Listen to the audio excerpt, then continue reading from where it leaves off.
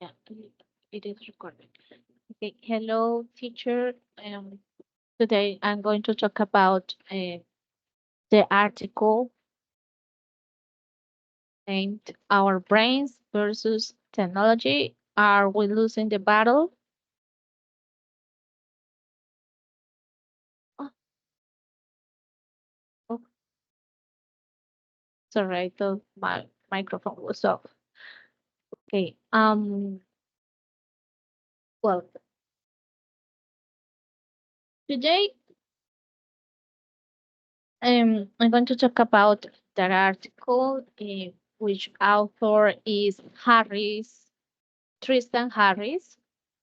It is a former Google design ethicist. So he wrote this article named Our Brains Are Not Much for Our Technology. And he published this article in the New York Times. Um, in that written post, he made a really deep questions about how our brains are evolving and how that evolution is not much to the advancement of technology. So it made me like think a little about our relationship with technology. How many of us have gotten lost in a social media scroll and just after some hours you realize that you really have passed a lot of time just scrolling and scrolling. Um, let's think about it. That feeling of being like stick or glued to your phone, consuming maybe meaningless information or content. Um, there should be a reason behind that. And this man, Tristan Harris, she thinks that it happens because of the mismatch between our brains and the technology that we are using nowadays. So, uh, this guy argues that the answer is no. He suggests that our brains are like wired for a slower paced world. Our brains are also vulnerable to the tactics employed by the technologies and companies to capture and hold, attract our attention. And you can see when you maybe are scrolling on your phone and you start like watching a lot of ads, and then suddenly you start feeling like, maybe I should buy that thing. I mean, in the deep of your heart, you know that it's not needed, but you still having that feeling like, you should buy it.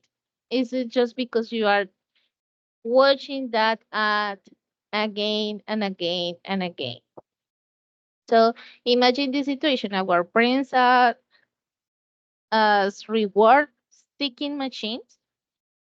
So they are constantly looking for things like social connection and novelty. And this is how we have evolved to survive. However, technology companies know how to use that against us. So there is another point is is this related to how companies are working to make us like a fell in the trap.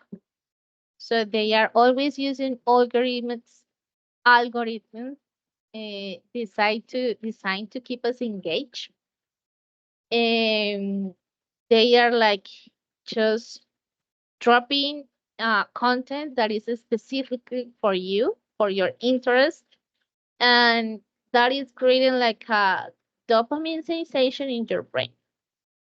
So you are being constantly being stimulated, and in some way it is virtually impossible to notice that you are being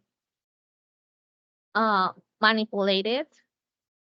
And there is also a point in which you don't get like real satisfaction. What are the consequences of that? Continuous consuming of information. Well, um, I consider that consequences can be significant when you are a child. They are higher than you are an adult.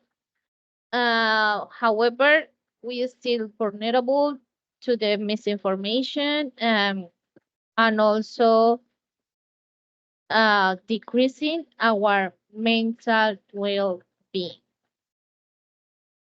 What proposed Harris to be a solution? So he says something like we could focus our attention into things that maybe push us to be critical thinkers, to say another, to do another kind of activities in which you are consuming the technology, but using it not only to have a sensation of satisfaction by consuming random um, content, but also looking for something of your interest, or maybe looking for a book you wanted to read years before, mm, or using all these new tools to have more control of what are you doing on internet.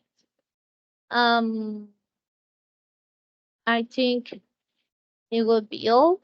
uh, However, if I have to add something, I would say that it is a good idea.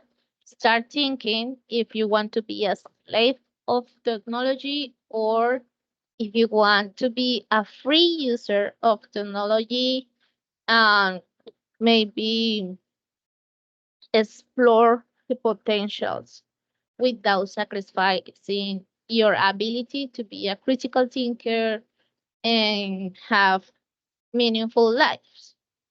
So certainly it would be a really hard battle, because our brains are not specialized for that kind of attention and explosion of information.